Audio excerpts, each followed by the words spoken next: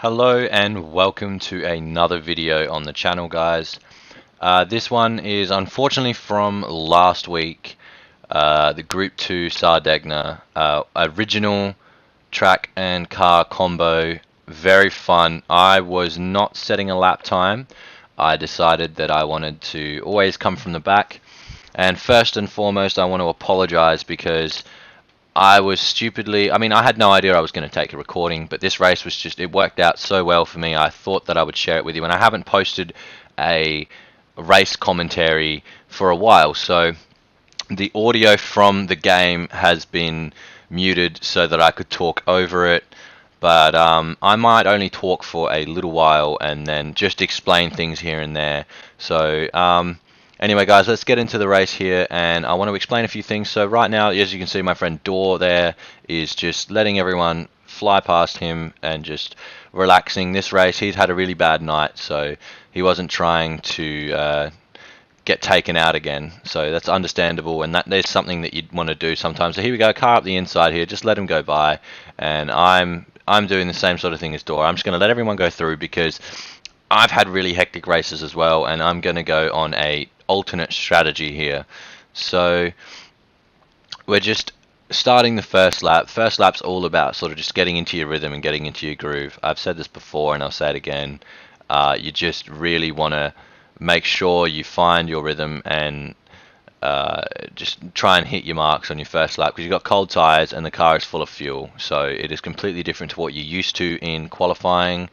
And right there, as you can see, Okar is just not having a good time. He's running everywhere. He's got dirty tires. He runs off the track again, nearly spins out. Very lucky to not spin out there. I wouldn't be surprised if there was some counter steer assist at play. But anyway, here we are, headed onto the second lap now. Very short lap, just over a minute. And I've just ran wide. I followed Okar and I just wasn't paying too much attention. And I've run wide, and I, of course, am going to pick up a half-second penalty for that. So now I have to serve this half-second penalty. It's going to put me even further away. Now, I want to bring something to everyone's attention that's watching this, okay? I started in I think 15th or 16th, and right now I'm in 16th still, heading onto the second lap. Leader is 9 seconds ahead, and I've got a half-second penalty to deal with. Things aren't exactly looking good for me right now, but I want to make the point of every race, it could be a good race, you know, like there could be something that brings you back into the race. You never know what's going to happen. That's the best part about being in motorsport, is it is just it's so rewarding and yet so mean and unrewarding at the same time. So you really never know what sort of hand you're going to be dealt in a race. So Okar goes back past me here, and we've got Andrew just ahead, running a little bit wide onto the grass, and I'm just going to back off here, let it go, and slide up the inside, just giving him enough room. Very lucky there not to make contact or anything. And now I'm going to get the slip from Okar. Now there you go, TTV spoilt, headed into the pits very early. It can be done, but it's definitely not something you want to do. So down the inside on Okar, got the move done, parked the car right in the middle of the road so we can't get back past, and now here I'm going to defend my position into the corner because I know that I've got speed over Okar, and I really want to hold this position and start moving forward. Chrome, I had a really decent race with him prior to this one. He was very defensive though. He was losing us both more time than we were gaining, and it was quite frustrating because I definitely could have done better in the last race. But it's okay. So running a little bit wide there, making sure I held on to it. Now we're headed into the last little stages of the race here. As you can see, Okar is going to try and hang it around the outside. A little bit of a lag spike there, scared the crap out of me, and I've accidentally run Okar a little bit wide there. But he stays on the track and continues going. So now we're just trying to focus, trying to go up some places before we head on to the softs. Now, similar situation to my last commentary over my racing gameplay is I'm use the harder compound tyre first, then go onto the softer compound when you're on a lighter fuel load, and then you get more out of the car and you can go faster for longer. A lot of people were doing that strategy this week. There wasn't too many people on the soft, unless you were in like the top three and you know the three drivers and you know they're not going to be racing you and they're just going to be helping you guys pull away. It's really hard to pull off the soft first strategy in this race. So it is quite a good idea to head onto the mediums first and then make your way onto the softs later on in the race. For me right now, I am driving as hard as I can while still trying to not overdrive the car. I don't really care about these mediums. I can waste them away. I don't need them for very long. And I also want to I also want to go into detail here about the split strategy that was this week. Again, unfortunately, I didn't get to upload this any sooner, and I'm only getting a chance to edit it now while I'm alone, and I have the time to, so I thought, why not do it? I have plenty of clips that I can go through and upload, but they're all from weeks ago, so this one I thought I could get away with because it's only just changed tonight, so I'll upload this on the Monday night. So here we go, guys. I'm going into the pits. I know there's a lot of cars ahead, so I've headed in early. You really want to be going in right around, lap 6 or 7, like right in the middle, and then absolutely blasting a soft stint. But here I'm going in early. I'm going for the undercut. The only problem with this is now I have to save tires that little bit more. We're all in very even cars here. If you pick anything other than the GDR, you're not going to be as competitive as someone else. If you pick anything other than the GDR, you're not going to be as competitive as someone in the GDR, the 2016 GDR, that is. The 08 GDR, I believe, is very fast, but not so good on its tyre wear. Whereas this is just a really, really good all-round Group 2 car. It's basically the only car you pick in Group 2. Any Group 2 race, you pick the GDR. That's just how it's always been. So now we're headed onto our softs, onto our out lap on the softs here. And we're just, this lap here is just about absolutely gunning it and making sure that I hit my marks perfectly. This out lap has to be perfect, otherwise I'm not going to get the undercut. So as you can see from, if some keen-eyed viewers might have noticed there, Malboro from 3rd position has headed into the pits on the 5th lap. Now that is also sort of early, but kind of a really good time to go in. And there he is there, and he's going to come out just ahead of Spoilt. And there he goes now out of the pits. So he's still a long way up the road here. So you can get a gauge of just how far ahead those top 3 are. They really work together well. And Malboro is on the medium strat. He's on mediums first. So just the fact that he can get away with that, it just shows how good of a driver that Malboro is. So here we've come out just behind. I'm not even going to try and pronounce that name, to be honest. I'm just going to call him Coco. I suppose that's pretty easy. We've just come out behind Coco. I'm not sure where he was position-wise, but he is only just ahead of us here. So we're definitely looking at jumping a few people here. So I want to just quickly fast forward a bit until we get to the next pit stop phase and see if we jump a few people. Okay guys, so here we are coming around the last corner. We're going to have a few people go into the pits here, and I want to take names down. So Chrome, Burnout, and Okar. So people that I was racing with. And as you can see, Chrome was in front of me when we went into the pit stop phase. He's just come out a long way behind me. After the first corner, I've gained 3.5 seconds on Chrome. So it shows you the power of the undercut. Definitely worth thinking of when you're doing a race with a split strategy like this. So again, now we're going to just quickly fast forward a bit until the action starts happening. Actually, I think the action does start happening from memory quite soon. So we'll stay here. We'll stay here, and I'll keep talking over this. And I'm very sorry if you don't like the sound of my voice, but yeah, I'll just stay with this one because as you can see, I'm going to go through something.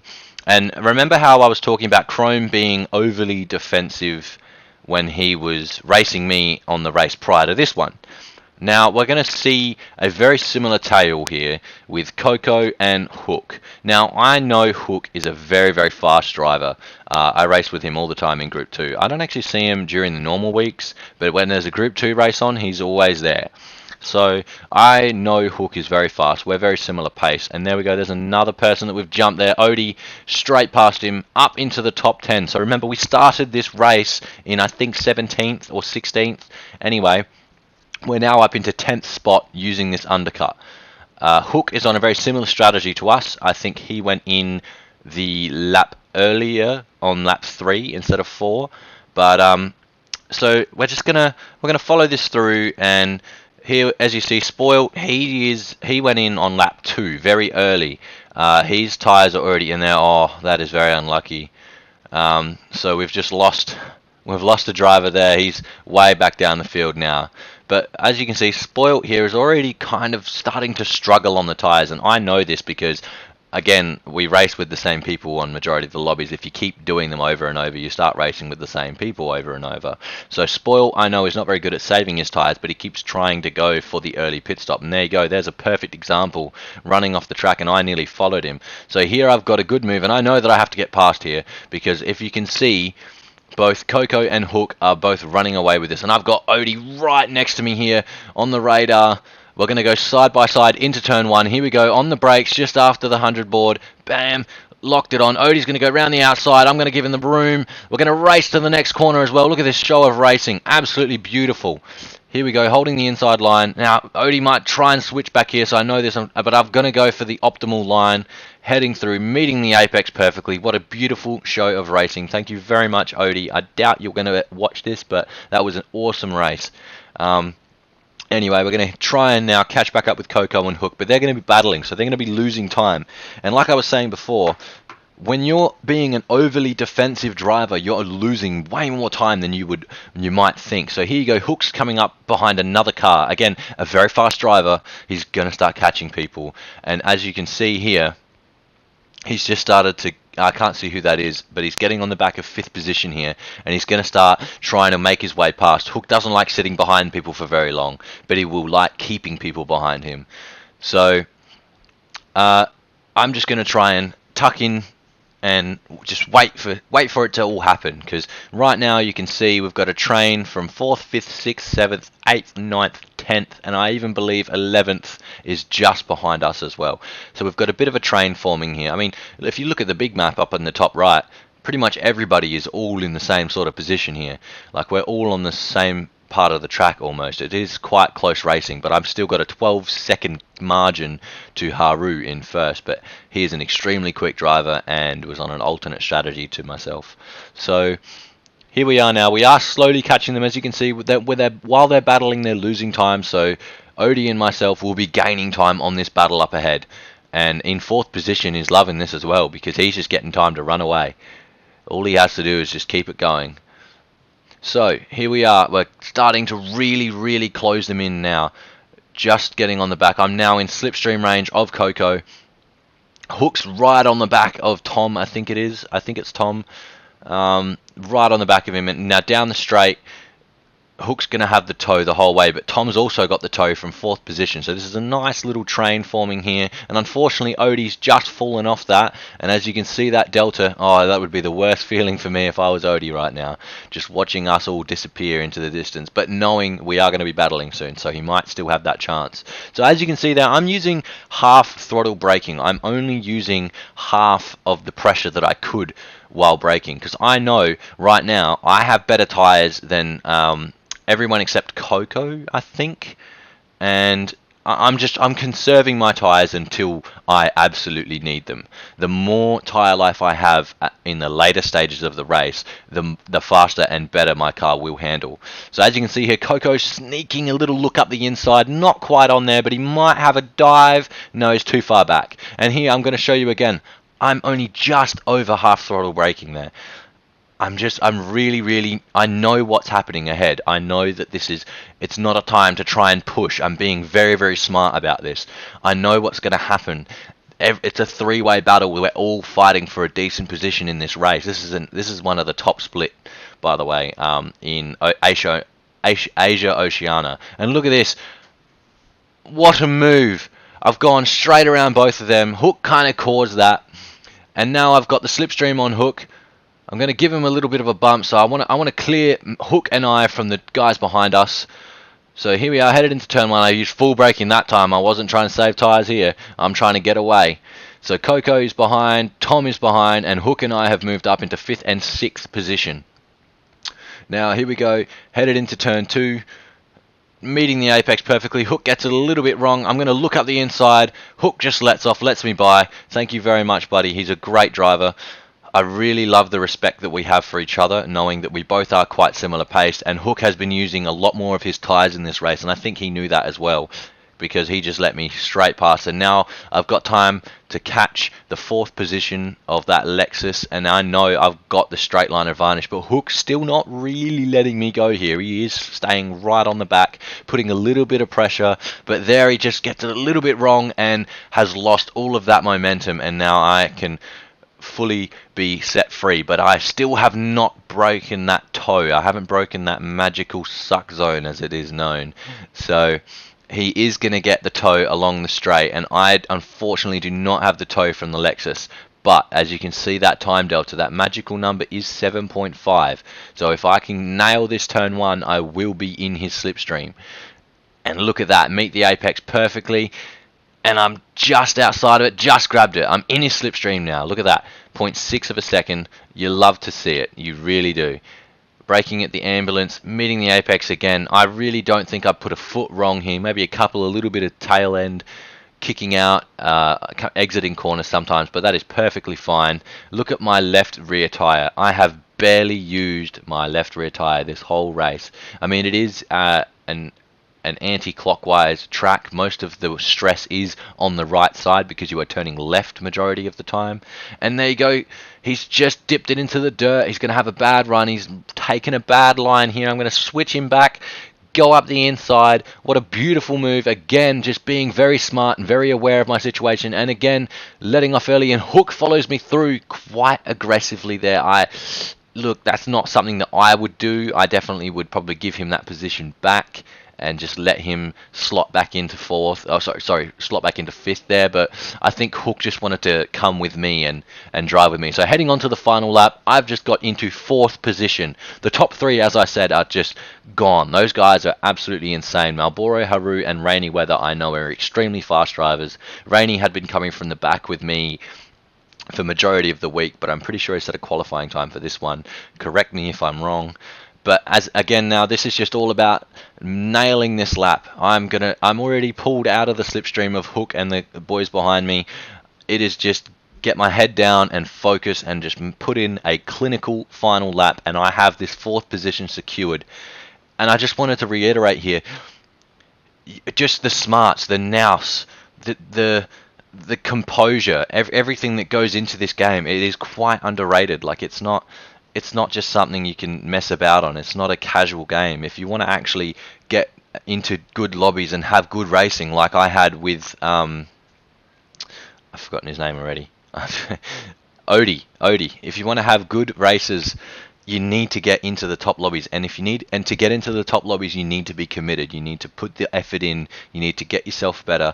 And there we go, securing the 4th position, crossing the line, and 13 seconds behind the leader. So as you can see, those guys, they did not put a foot wrong at all. And look at that finish, 0.8 of a second behind Malboro was in the end, running that different strat.